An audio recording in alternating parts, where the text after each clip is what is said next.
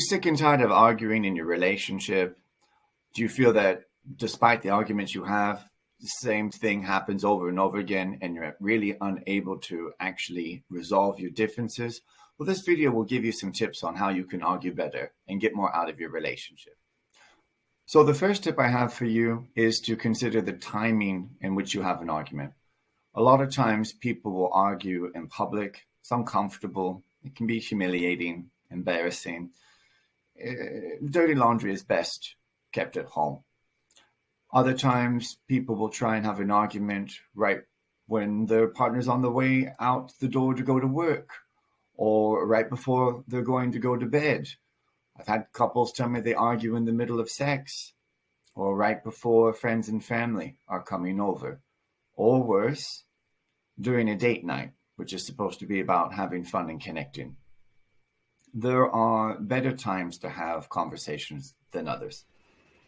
So the next tip that I have for all of you is to pick and choose your battles. Now, I'm sure you've probably heard that expression more than just once in your life, but it is around for a reason.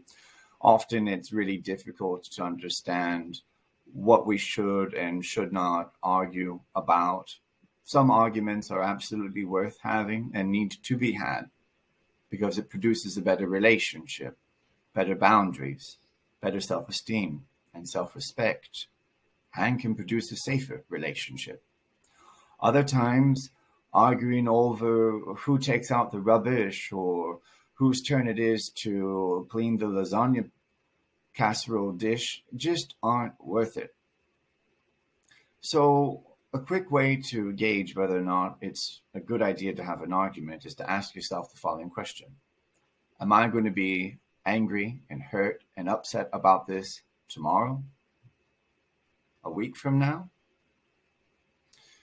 If the answer to those two questions are yes and yes, it's probably worth bringing up, but it's worth talking about constructively. So wait until you calm down.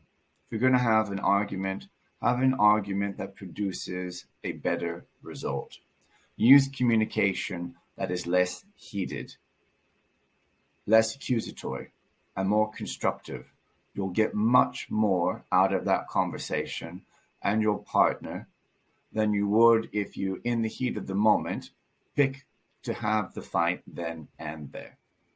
The next tip I have for everyone is to know that walking away is sometimes the best option. If you get to a point where all you're seeing is red mist, or you feel that the conversation is not being productive, it's not being respectful, it's going in a certain direction, stop. There's no point in having that conversation then and there because it's already ventured into a place where it's becoming a waste of time. And the odds of it actually leading to something which would produce a constructive change are next to zero. So it's okay to hit the emergency handbrake and say to your partner, I'm not feeling respected right now. I don't feel like this conversation is being productive right now. I don't feel that you're listening to me. Why don't we come back and talk about this later? And if you need to walk out of the room, if you're that person who perhaps gets a little bit heated more easily than your partner, then let them know that you need to take some space and give that person space. It's okay to walk away. A lot of domestic violence incidents happen because the person is followed when they're trying to get away and they get cornered, sometimes quite literally. And then unfortunately it escalates and it becomes physically violent.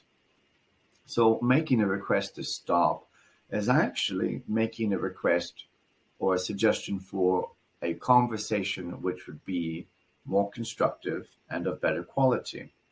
But the key, if you hit the emergency handbrake and ask for space or say that you need to stop, is to tell them when you plan on coming back to the conversation because it matters. What you're saying to that person is that I know that this bothers you. I know that you're upset. I recognize your feelings. Your feelings matter to me.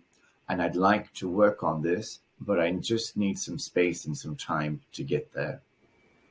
My final tip for you is a little bit unorthodox. But if you're a business professional, you probably show up prepared to take notes in one way or another during a business meeting. You might have pen and paper if you're old school, or if you're a little bit younger, you might put it into a document on your phone. Do the same thing with an argument. What tends to happen is that there's an opportunity for people to be very frank with one another. Things get heated, and all of a sudden, the conversation splinters into 5 different directions. You did it one time. Oh, yes. Well, if you think that's bad, what about this? And oh, while we're on that topic, your mother this, or oh, that one time you did that. And before you know it, you're talking about 101 things. And of course, you'd be unable to resolve most of that if you take this approach.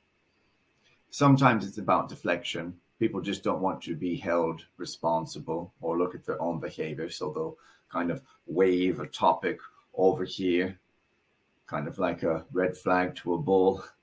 And it works actually quite well in terms of the distraction technique. And you end up charging after that topic as opposed to staying focused on what you originally intended to try and resolve or improve.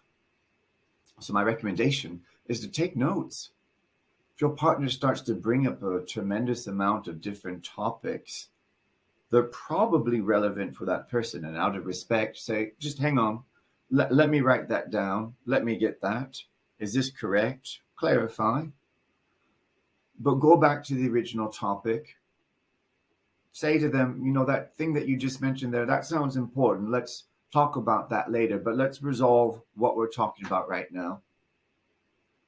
Staying focused will help tremendously.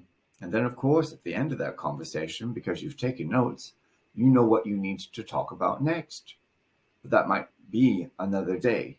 But if you follow the tips that I've already shared with you, you should be able to plan, engage when you are ready to have another constructive conversation, and what you can do to prevent it from getting too heated, and how to increase the likelihood that it will lead to some sort of positive change. I hope these tips have helped. If so, don't forget to subscribe. Until next time, take care of yourselves.